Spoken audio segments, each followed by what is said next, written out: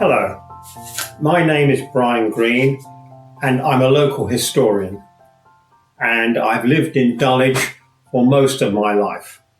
And I was here for the celebrations for the VE Day in May 1945. And I'd like to tell you a little bit about what life was like in Dulwich at that time and the events leading up to it, and in fact the aftermath. Together with 1 million other children, I was evacuated on the 1st of September 1939. Most of the children, of course, were from schools. And I was evacuated with my mother. I was not 3 at the time. And we were evacuated, the government arrangement, to Corfe Castle in Dorset, where, together with another mother and a child of similar age to myself, we were billeted with a bachelor farmer. And it was not a very happy experience for either the elderly farmer or the 2 mothers either. The only real memory I've got of that time, Bournemouth, at Corfe, I should say, was when I was walking in a field, and I think I walked into a cow pack. So that memory does rather endure. The evacuation of 1939 was short-lived for many. It was the time of the phony war. There was no bombing or anything else. And whilst most of the schools did in fact stay evacuated, other people tended to come back to London, my mother included. The local schools, for example, Dulwich Hamlet, that was evacuated to Ashted. Dulwich College was evacuated to Tonbridge. James Allen Girls' School was evacuated to Lenham. Allane's to Kent, I think Maidstone it was. Dulwich Prep School to Cranbrook in Kent. And as you probably realise, these places that these schools were evacuated in were all in the area where there might be an invasion. And so some were relocated, but in fact Dulwich College came back, and James Allen Girls' School, most of them came back to stay actually in their former premises, and accommodation was made for shelters in the basements of those schools. Dulwich Prep School, however, the headmaster had frantically gone round trying to find an alternative accommodation to the idyllic spot at Cranbrook where they had purpose-built huts. And he finally found a hotel in Wales, in North Wales, at Betsy Coed. And the first that parents knew that their sons were being moved from Kent to North Wales was when this photograph appeared in the London Evening News showing all the Dulwich Prep boys getting on the train at Waterloo. 50 years later, some of those same boys, now very mature men, returned for a weekend to that hotel in North Wales and were delighted to find that the wires for the wirelesses that they managed to rig up between their various dormitories under the floorboards were still to be found. That was a great thrill for them to find that. I was re-evacuated again with my mother. I think it was at the time of the Blitz, and this time we went to distant relatives in Taunton, and we stayed there for a short time, probably several months. But then again, my parents decided that I should be evacuated again, and this time I was to go on my own to Upper Parkston near Bournemouth, to an elderly couple that my parents vaguely knew. And so I was dispatched to Bournemouth. Now, the problem was that my parents were only able to get down 3 or 4 times a year, not together even, but singly. So I saw them very little, and this was a very, very unhappy time. There were happier times when I was there, of course. There was the time I was in charge of the chickens, because the elderly couple, whose name was Applin, had kept chickens before the war, and they enlarged their flock. They became known as egg producers. Although we were in a suburban back garden, they became known as egg producers. And so there were pretty extensive wire cages for the chickens. And it was my duty, my job as a 5-year-old, to feed the chickens and to make stir up their food. And this was made in a bucket with hot water and peeled potato peelings and carrots and other bits of vegetables. And this ingredient, which was called meal, at least I understood it to be meal, and I stirred this thing up. And I think the meal was allocated by the town hall. And there were very strict regulations of how you had to keep a record of how many eggs the chickens laid and who you supplied the eggs to, and so on. Well, as Christmas 1943 approached, the Applins decided that we would celebrate in the house by having a chicken for our Christmas dinner. And so one of the chickens, a white one, met an untimely death. Now, I didn't have any particular favourites among the chickens, so I didn't feel any conscience about one of them meeting an untimely death. So I was involved in the plucking of the feathers and the drawing of the entrails of the chicken. But then the exciting part took place, because the Applins were terrified that the town hall would hear about one of the chickens going missing. And so at dead of night, it could not have been that very late at night, because it was in December. I was given a torch, and Mr. Applin had a shovel, and we took in a bundle of newspapers which contained the feathers of the chicken, and we crept down the garden path, through the gate, and into the lane behind the house. And there we dug a hole, and I held the torch, and Mr. Applin buried the evidence of our crime of killing the chicken unofficially. I went to school in Bournemouth, and my reading ability wasn't very good. I think because I hadn't got my parents there to hear me read, I wasn't showing any particular skills at this, and so my father was a bit concerned. One day, someone had called me names, I suppose because I was an evacuee. There was only 2 of us in the school, and I threw a stone at this boy, which miraculously hit him. And so I got in quite a lot of trouble over that, naturally. And the following day, I was called to the headmaster's office. And of course, I thought it was in connection with the stone throwing incident. But there was the other evacuee with me.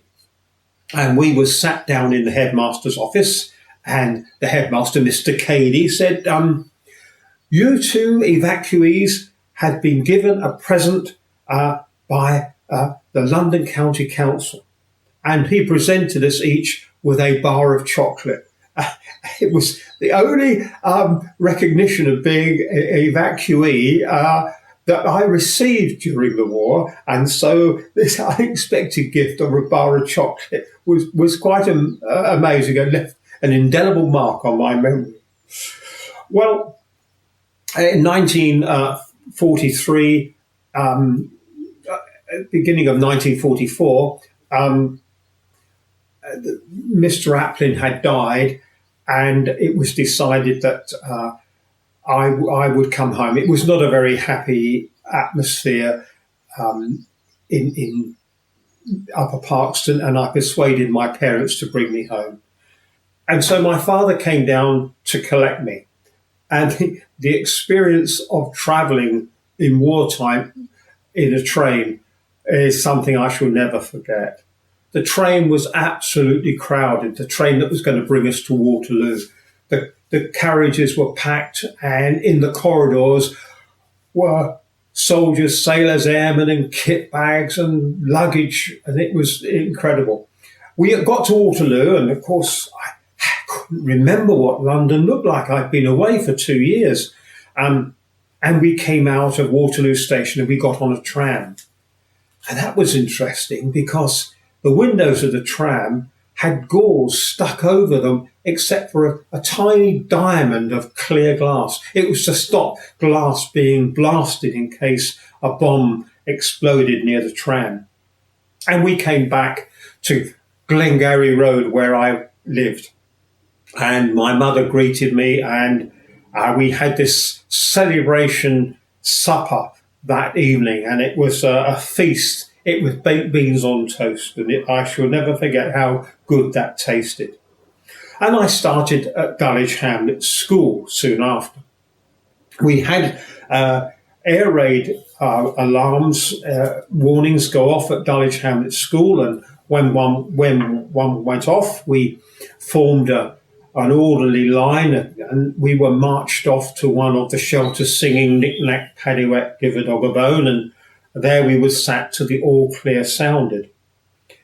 As the war went on and the war ended, more and more people came back to Dulwich, and the class numbers at Dulwich Hamlet School grew enormously. And the number in class when I was 10 was 53 in the class, all boys, and there was a similar number in the girls' class as well. But we still took our common entrance, and over a half passed their common entrance, which was quite remarkable, really. What did we do for fun? Well, the parks, although they had been turned over to allotments, was still open, but we tended to find our play areas nearer home. And for most of the people of my age, which for this time I was sort of 9, was of course the bomb sites. And the nearest bomb site to my house in Glengarry Road was around the corner in Glengarry Road, where there was a whole row of houses that had been bombed in 1943 in a reprisal raid by the Luftwaffe. Hitler had ordered a raid on London in retaliation for an RAF raid on Berlin the day before. And parachute mines were dropped, and a number exploded in Lidcott Grove, Melbourne Grove, and in Playfield Crescent, and devastated the area. It also devastated these houses in Glengarry Road. So a couple of years later, they were all abandoned and derelict, but they provided exciting backgrounds for games of Germans and British, or spies and non-spies, or whatever role models we were playing. The other area that we loved to, or at least I loved to explore, was the Greendale area. And Greendale had been a particular interest to me because I had gone there with my father in 1944. We were walking to Greendale, and we got as far as East Dulwich Hospital from our house in Glengarry Road, when my father remembered he hadn't got his cigarettes or something with him. So we returned to Glengarry Road, picked up what it was he'd forgotten, and by the time we got back to Dulwich Hospital again, we saw above us a V1 flying bomb, the Doodlebug. And as we looked at it, its engine cut out, its nose tilted, and it fell to the ground with an enormous explosion and exploded in Greendale. Now, whether we would have got as far as the area of the explosion had we not returned for whatever my father had forgotten. I don't know, but that was an example. And on this map here, you can see that it marks in black dots all of the areas that were bombed with a V1 flying bomb. And there are 35 sites in Dulwich. Happily, most of those flying bombs fell on open land, but quite a lot didn't. Quite a lot exploded on buildings. And so, for example, the Dulwich and Sydenham Golf House was demolished. Dulwich Picture Gallery was destroyed. The science block at Dulwich College. Numerous houses or rows of houses were struck and people were killed. There was a major incident on a very busy Saturday in Lordship Lane when the Co-op was hit by a V1 flying bomb and 23 people were killed and many more injured. And so these were a constant anxiety. We used to go down into our shelter in the garden at night. This is a picture of the shelter. There was a prize for me going down to the shelter. If I went down to the shelter, I was allowed to have a biscuit from the tin in the shelter. And the shelter was comprised of sort of three bunks arranged around three of the sides, which were about 3 feet from the ground. And then there was bedding on the ground itself. So you could sleep, I suppose, 6, possibly 7. I do remember one night I fell out of the bunk onto the person underneath, which probably not very nice for them. Then we also had experience of V2s, which were terrifying.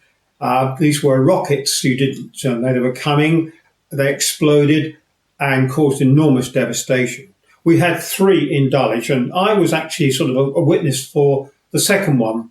The first one exploded in Freon Road and destroyed many houses there and in Ethrow Street. And I think something like 29 people were killed and an enormous number injured. The one I was a witness to was a V2 that exploded in midair, and the nose cone fell through the roof of a house 2 doors from me, pinning the elderly couple who were in bed, pinning them and dropping down to the next floor onto the ground floor. And they were full of splinters and so on, and they were taken to Dulwich Hospital. They amazingly survived.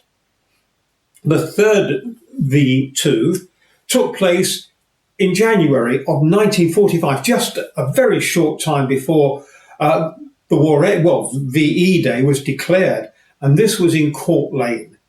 And it exploded in Court Lane near the junction with Dovercourt Road. And I think something like 6 or 7 people were killed and a number of people injured. A friend of mine who lived at the bottom of Court Lane happened to notice a lady, a mother, who was pushing a pram with a child in, looking in the cake shop window when this explosion occurred. The cake shop was where OCL is in Carlton Avenue. Amazingly, the plate glass blew in of the window and didn't injure the mother or the child. So that was an amazing thing. I think the last V2 to explode in Dulwich was March 1945, just 2 months before VE Day. We didn't quite know when VE Day was going to happen. The Allies were closing in on the retreating Germans, the British and the Americans from the west and the Russians from the east. And the Germans were retreating to Berlin, but did not give up. They still continued fighting. However, by the end of April, we were expecting VE Day to be announced, but we weren't quite clear. And the other day, I was tidying up some things, and I found this copy of a newspaper, which was prophesying, this was the last week of April 1945, prophesying that the end of the war was soon and VE Day would soon be declared. Finally, on May the 8th, 1945, it was declared. It was a lovely sunny day, and my first reaction was, in fact, to go out into the garden, to our garden shed, and get out a wood chopper. And then I got out my gas mask, which I'd had to carry around for years in its cardboard box whenever I went out. And I was always interested in what was in the nose cone of the gas mask. So with the wood chopper, I attempted to chop the nose cone to investigate what was inside, but I couldn't get into it, and I soon lost interest in that. That morning, my mother and father and I went up to Whitehall. We decided to go up and mingle and gather and celebrate. It wasn't quite clear what we were going to do, but we went up there, and as we were walking along Whitehall, I saw a hawker stand, sort of a little barrow. And on the barrow was a silver trombone about this long. And I persuaded my parents to buy this silver trombone for me. And I marched up Whitehall, playing away behind a group of GIs, and we went up to Trafalgar Square where crowds were beginning to gather in some numbers. We didn't stay very long. We came home, and then, of course, as you see from these other pictures here, the enormous crowds that started to fill the West End as VE Day progressed. But we came home in time to take part in our road bonfire, because nearly every road, it seems to me, in Dulwich and London wanted to have a victory bonfire. And so anything combustible was brought out of houses into this enormous bonfire. And as I recall, someone even brought a piano out and started playing. The marks of the bonfire remained in the road for many, many years to come.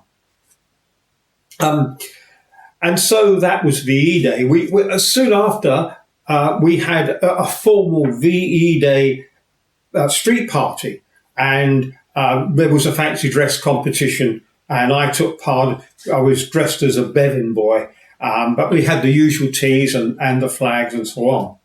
And this other picture here I have is of the VE outing arranged for all the children in Dulwich Village, taken outside the Crown and Greyhound, the VE Day children's outing, and you can see how many children there were. The schools, after VE Day, exotic fruits started to arrive, soon after anyway. And I do remember very clearly, one day a boy brought a banana into school. Now, we had never seen a banana. And in the playtime, he proceeded to peel the banana and ate the banana and then ate the skin. And we stood around open-mouthed. Food was still short. We were really in for 8 more years of rationing.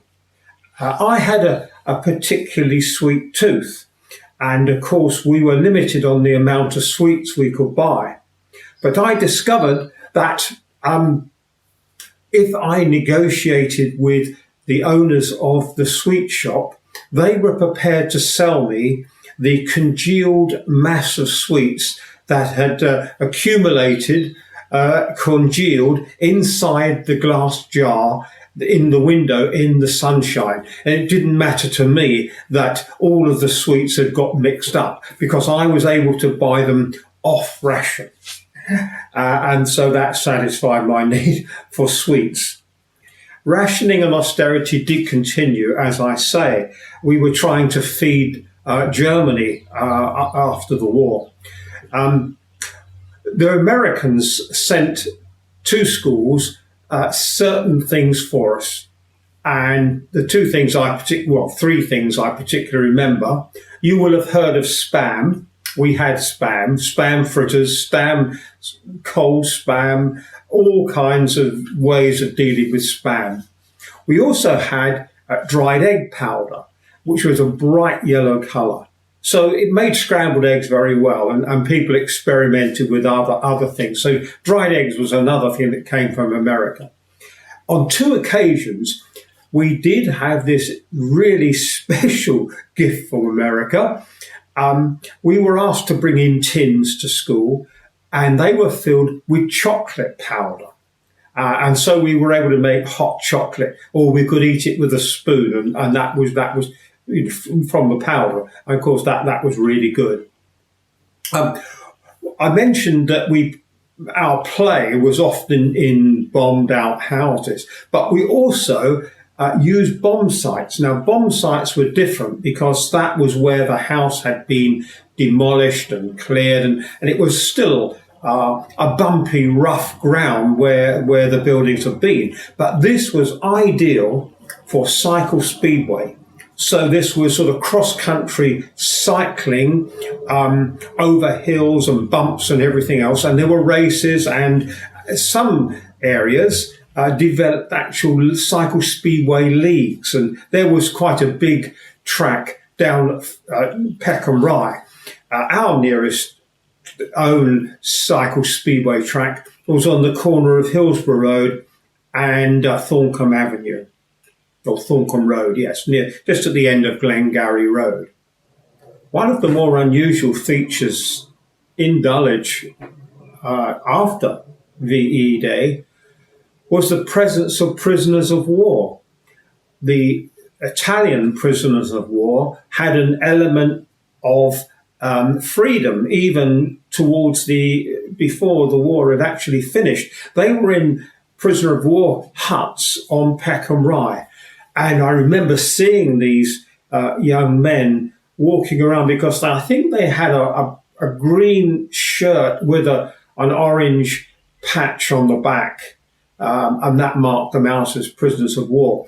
I'm told that some of the pubs refused to serve the Italian prisoners of war. Italy, of course, had surrendered before the end of the war with Germany.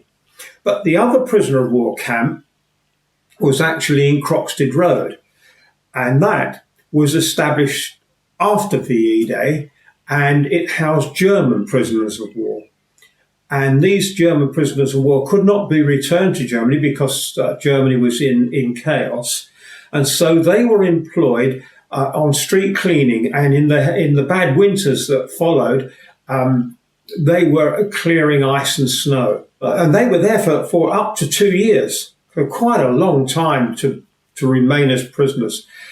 I had mentioned earlier Greendale, where I went with my father and the incident with the flying bomb occurred. That was an area that I loved to explore. It was made up of two large estates which had been abandoned during the war and war damaged. One was the Bessemer Grange Hotel, which was on the left as you went up Greendale, and on the right-hand side was the remains of Cleve Hall. And here is a picture of Cleve Hall, and as you can see, in its heyday, it was a beautiful building, and in the foreground, there is this wonderful fountain. Well, when I went up Greendale on my expeditions of exploration, I went into the grounds, the overgrown grounds of Cleve Hall, and there was the fountain, no water in the base, but all very unusual and exotic. The house itself was a ruin.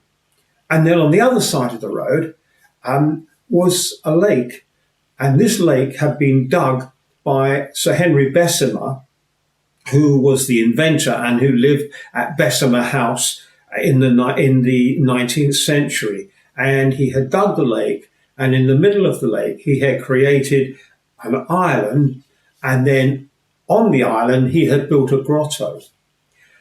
When I went on my exploration to the Bessemer Grange estate, it was in winter, and the lake was frozen. So I was able to walk across the ice to this island, and I had no idea what was in the middle on the island. And there I found a grotto, and I entered the grotto, and the ceiling was covered in mirrors and mosaics and gold and silver stones, and it was all a wonderful sight.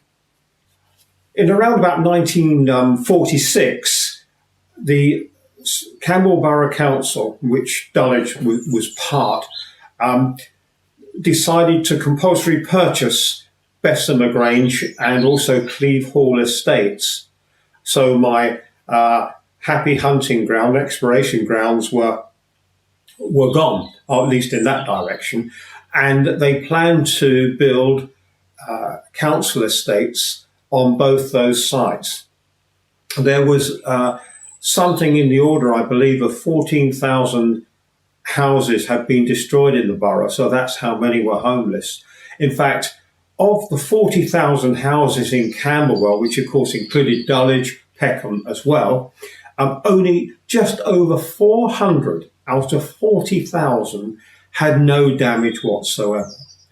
Of course, some were only slightly damaged, windows blown out, but it gives you some idea of the amount of damage that there was.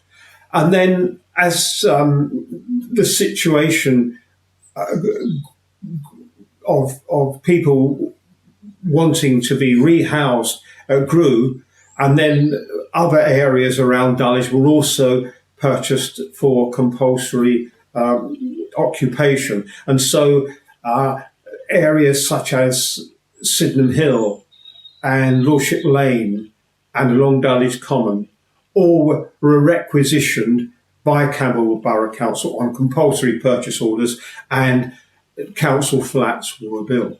As far as the Bessemer Grange development's concerned, which is now the Bessemer estate, of course, the money received by the Dulwich estate for that went to rebuild the war-damaged science block of Dulwich College.